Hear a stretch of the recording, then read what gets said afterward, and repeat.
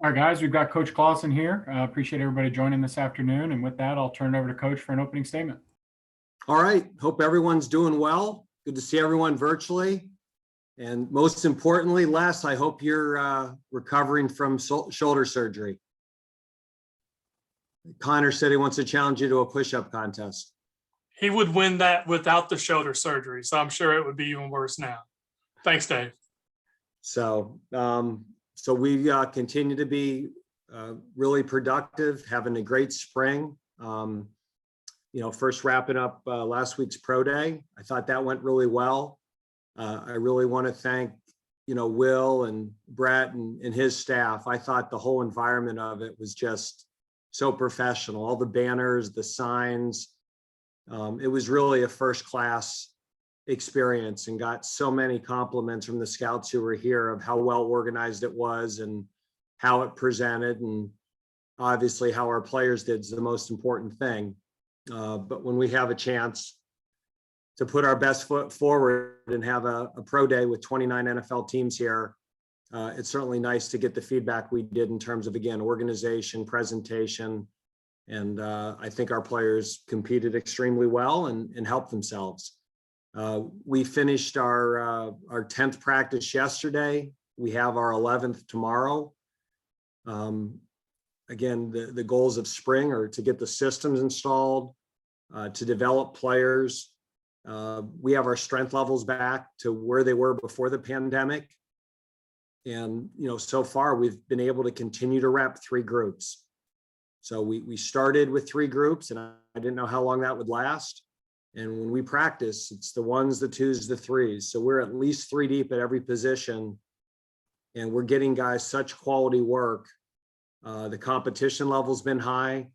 Guys are doing a good job of staying off the ground and protecting each other.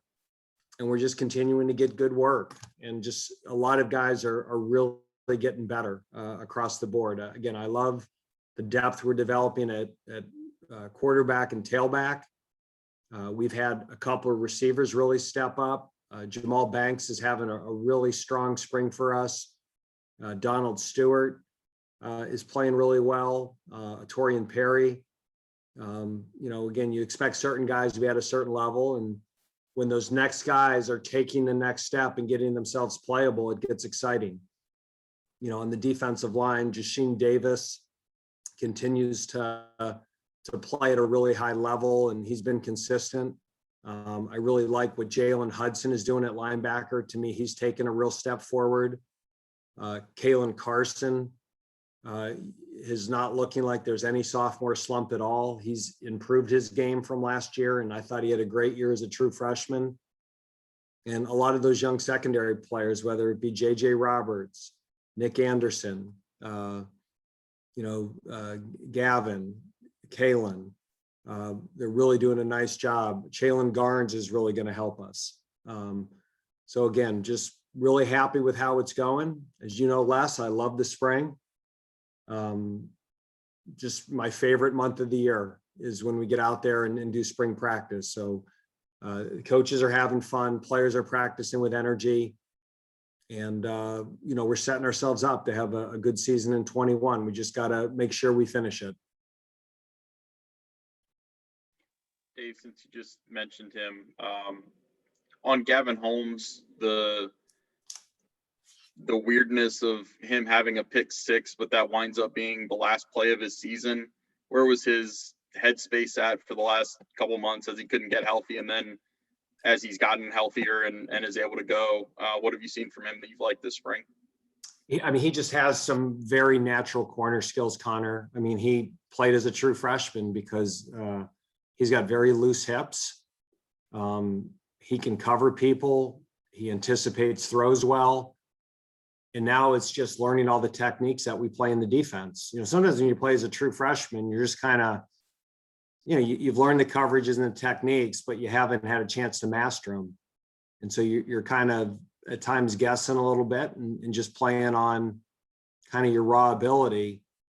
And now that he's getting coached and now he's understanding for the second time what we're doing defensively, he just doesn't know what to do, but he knows how to do it from a technique standpoint. And then almost just as important of why we do it.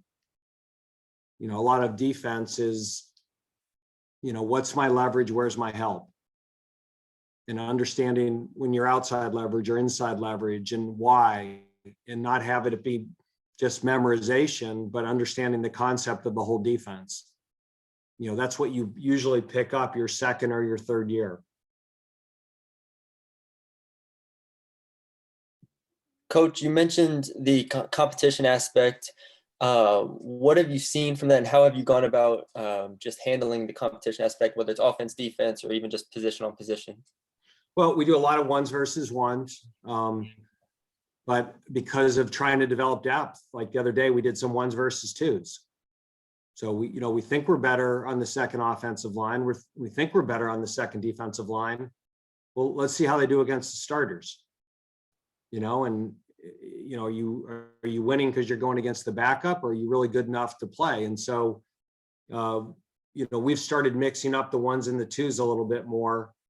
And that's been, where some of the competition comes in. And, the competition just isn't who starts, but, how much you're going to play. I mean, we don't want to play 3 receivers 80 plays a game. We'd love to have, we're usually in a 3 receiver set, and our games are usually about 80, 85 plays. So there's 240 to 270 reps of wide receiver every game. And, if we could get 3 guys to play 50 and the other 3 guys to play 40, now you have a chance, number one, of keeping guys healthy, making your special teams better, but also keeping guys happier because they're all playing. But you can only do that if they're good enough to play. And that's what spring's about, is getting guys to that playable level. And you mentioned some of the young guys on both sides of the ball. What has the spring brought out in those guys? Because y'all didn't have spring last year, obviously. How important has it been for those young guys in this? Oh, it's been so important. I mean, you just see, a player like George Sell or Luke Pettibone. I mean, and Zach Vaughn and Christian Forbes, who we brought in a year ago, and because of, COVID and not having spring ball and the way camp was different, now these guys are getting regular reps. And that's where the spring's different, is in the fall camp, you're getting ready for the game. So you do a couple of weeks of practice, but you start game planning earlier. And now it's just about getting better fundamentally, understanding the base concepts, and just watching, there's more and more plays that just show up of a George Sell, like, okay, he understands what we're doing and why we're doing it. Very similar to how I talked about Gavin. There's that growth and maturation process at every position that has to happen. And you see it happening, and it usually is with the second year guys. To me, with the good players, the second time through is when they start getting it. And that's where a Gavin or a Kalen Carson or a JJ Roberts or a George Sell or a Luke Pettibone or a Jamal Banks or a Justice Ellison, or, all those guys, it's different. They now play faster because they're not thinking and processing as much. I'm curious, Dave, you mentioned Jamal Banks a couple times, and I remember seeing him in one of your camps a couple years ago before he even committed. What is it that's standing out to you in the spring? To me, he's always seemed like a guy that can kind of make the spectacular play, so to speak, the flashy play. But what's he doing in camp that kind of sets him apart this spring? It's just his day in, day out effort. I mean, he's come to practice every day to compete. And, when we watch special teams drills, we're always pointing him out as a guy that's going 100% in the rep. And he understands the offense better. And when you understand something better, you can do it a little bit more assertively and at full speed. And so he's a really smart person. He's a great student. And I think, again, to understand what we're doing, why we're doing it, the application of the play against the defense, now that he's getting those concepts, he's playing so much faster.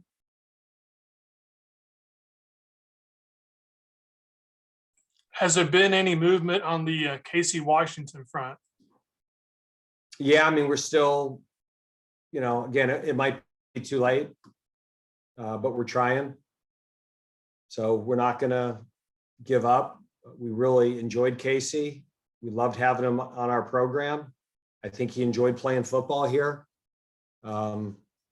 There's just certain things, there's a process involved, and we're doing whatever we can. Coach, you mentioned Justice Ellison. What has he impressed you the most with this spring?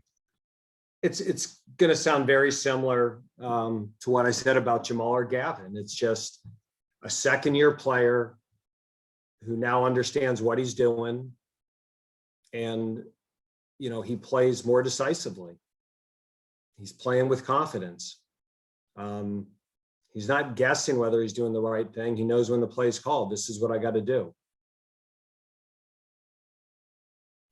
Dave, this is going to be related to probably all the individuals that you've already talked about, but I talked last week with Sean McGinn and Sulan Kamara and Brandon Chapman, I think, about the good to great mantra that you guys have taken on. If you could elaborate on that and explain where that comes from. And there was a little bit of confusion on whether you passed it to the team or if it was a leadership committee type of thing. A little bit of both.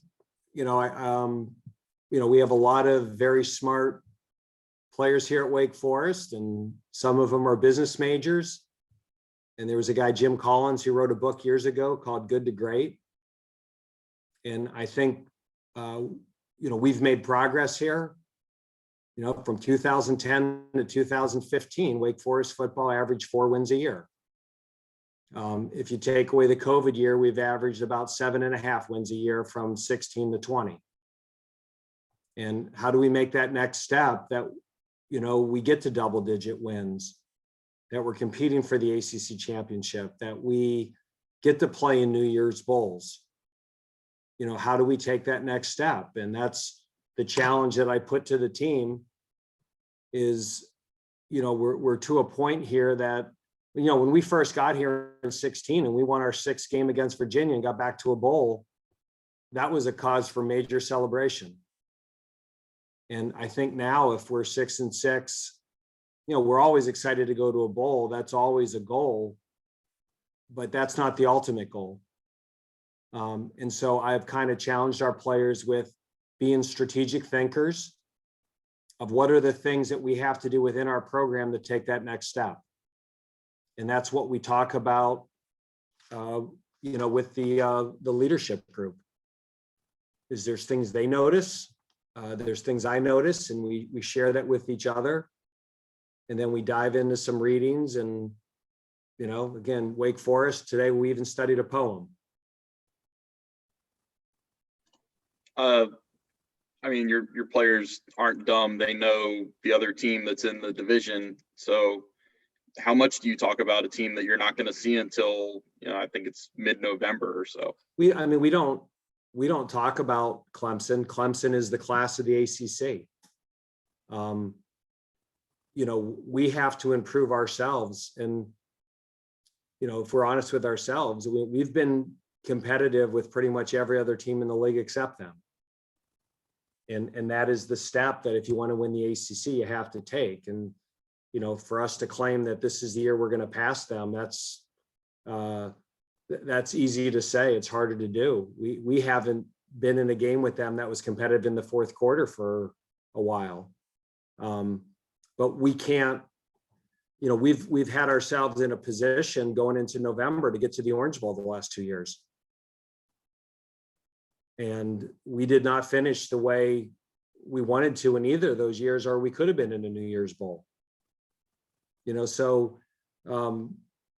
goals of getting the double-digit wins, to get into a New Year's Bowl, and then ultimately you want to be playing for a championship. We're very aware of how good that team is.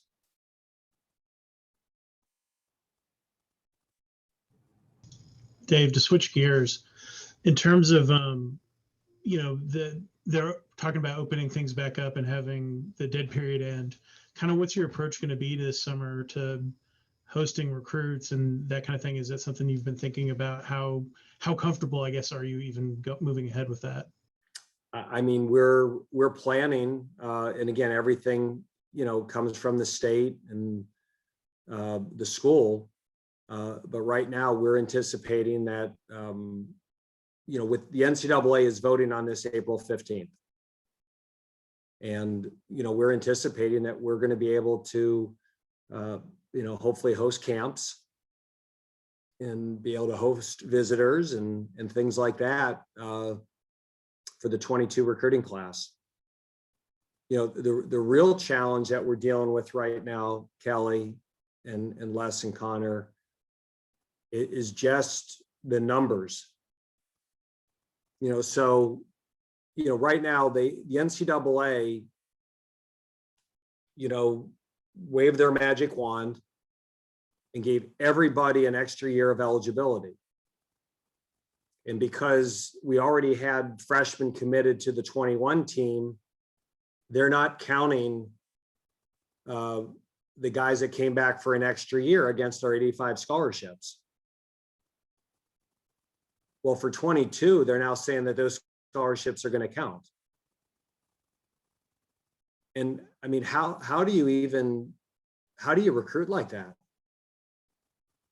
So you've given an extra year of eligibility for our team, 16 guys that'll be juniors next year, eligibility wise. And you've told those guys they can play an extra year.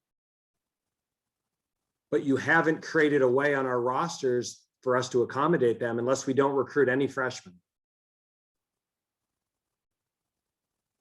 So nobody has, and they're basically saying that that's our problem. And so it's really challenging the position that right now the NCAA has put us in. That we're in a position of either not recruiting high school seniors or telling guys that have done everything right in our program that we don't have room for them after next year. And that is right now, as we talk in the ACC, we're looking for someone to say, well, this is how you should manage it. And I mean, it's either not fair to the current players on your team, or it's not fair to the seniors of the class of 22. So right now, if this thing doesn't change, the high school class of 22 will have less scholarships available for that class than probably in the history of college football. So we're just trying to figure out what our numbers are, and it's impossible. Because how can you predict, I mean, does Christian Beal want to come back for an extra year? Does Ja'Cory Roberson? Does, Sean McGinn? Does Tyler Williams? Does Ryan Smenda? Those guys don't know. And with guys who are normal seniors, well, their eligibility is over. They don't have a choice.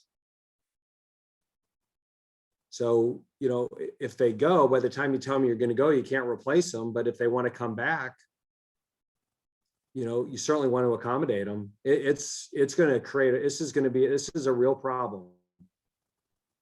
Would the solution be just giving everyone that extra senior year if they want it, and they don't count against the cap? So your junior class now that would be normally seniors could stay and they don't count against your cap. Does that fix it, or is it? Oh, that does fix it, but that is not, it doesn't sound like it's going there.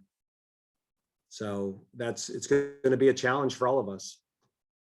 So, again, it was great that they gave everyone the extra year of eligibility, but they have not created the roster space or scholarship space to do that.